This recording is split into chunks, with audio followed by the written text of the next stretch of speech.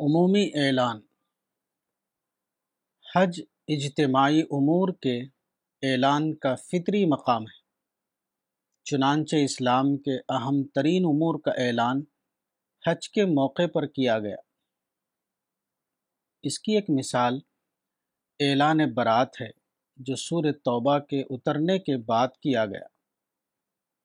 مکہ رمضان سن 8 ہجری میں فتح ہوا۔ اس کے بعد رسول اللہ صلی اللہ علیہ وسلم کی حیات میں 3 حج پڑے ہیں۔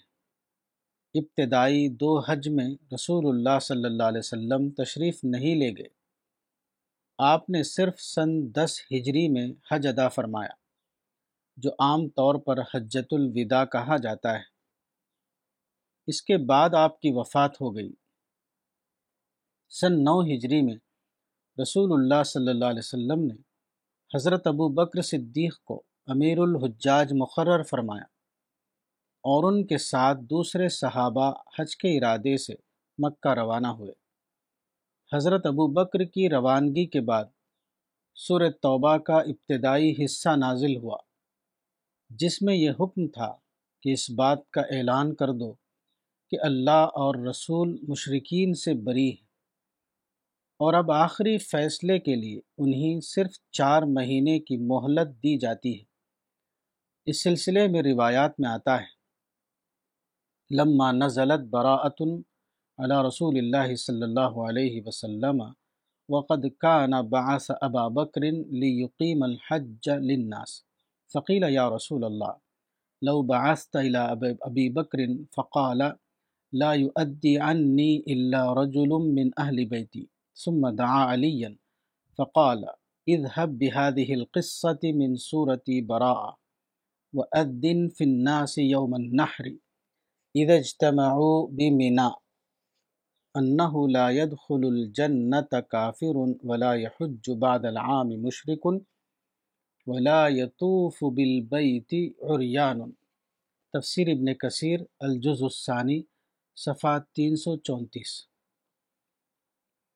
جب رسول اللہ صلی اللہ علیہ وسلم پر برات اتری اور آپ حضرت ابو بکر کو بھیج چکے تھے کہ وہ لوگوں کو حج ادا کرائیں، اس وقت کہا گیا کہ اے خدا کے رسول، آپ اس کو ابو بکر کے پاس بھیج دیں۔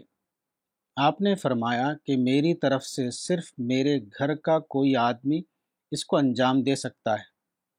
پھر آپ نے حضرت علی کو بلایا اور کہا کہ سورہ برات کے اس معاملے کو لے کر جاؤ، اور یوم النحر کو جب لوگ منا میں جمع ہوں تو ان کے درمیان اعلان کر دو کہ کافر جنت میں نہیں جائے گا، اور اس سال کے بعد کوئی مشرک حج نہیں کرے گا، اور کوئی شخص عریاں ہو کر کعبے کا طواف نہیں کرنے پائے گا۔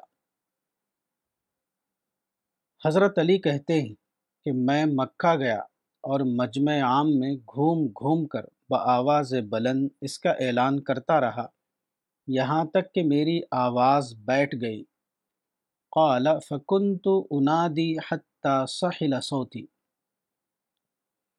مشرکین عرب سے برات کا حکم مدینے میں اترا، مگر اس کا اعلان مکے میں موسم حج میں کیا گیا۔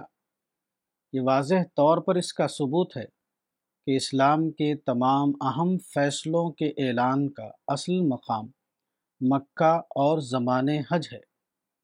حج تمام دنیا کے مسلمانوں کا اجتماعی مرکز ہے۔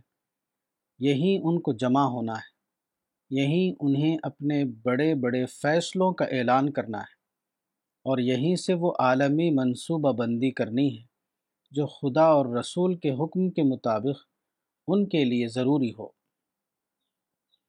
اس سلسلے میں دوسری نمایاں مثال حجۃ الوداع کے خطبے کی ہے۔ یہ آپ کا اہم ترین خطاب ہے۔ آپ اپنی وفات سے پہلے آخری طور پر لوگوں کو بتا دینا چاہتے تھے کہ دین کے بنیادی تقاضے کیا ہیں، مگر ان کا اعلان آپ نے کہیں اور نہیں کیا، بلکہ اس کو مؤخر کرتے رہے، یہاں تک کہ سن 10 ہجری میں حج کے موقع پر ان کا اعلان فرمایا۔ چنانچہ خطبے کے شروع میں یہ الفاظ آئے ہیں، یا ایھا الناس اسمعوا قولی فإنی لا ادری لعلی لا القاکم بعد عامی هذا بهذا الموقف ابدا۔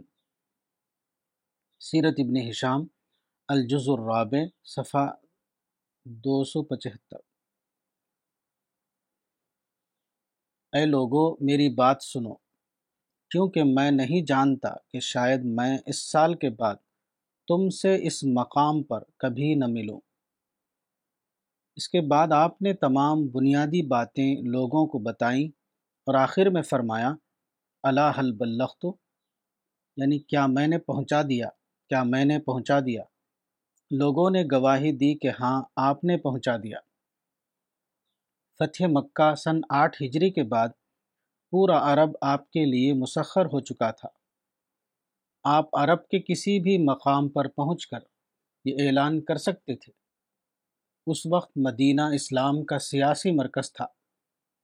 آپ یہ بھی کر سکتے تھے کہ لوگوں کو مدینے میں بلائیں اور لوگوں کے سامنے ان باتوں کا اعلان کریں جن کا اعلان آپ نے خطبہ حجۃ الوداع میں فرمایا، مگر آپ نے ان میں سے کوئی طریقہ اختیار نہیں فرمایا، بلکہ حج کا انتظار کیا اور حج کے موقع پر مکہ پہنچ کر ان کا اعلان کیا۔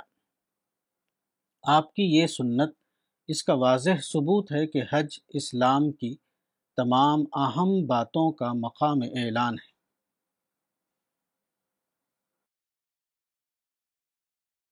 کتاب حقیقت حج مولانا وحید الدین خان، صفحہ نمبر 87۔